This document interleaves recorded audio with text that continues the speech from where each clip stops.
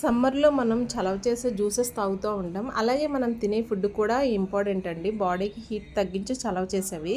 దాంట్లో ఈ కమ్మనైన మజ్జిగ చారు చాలా బావుంటుందండి.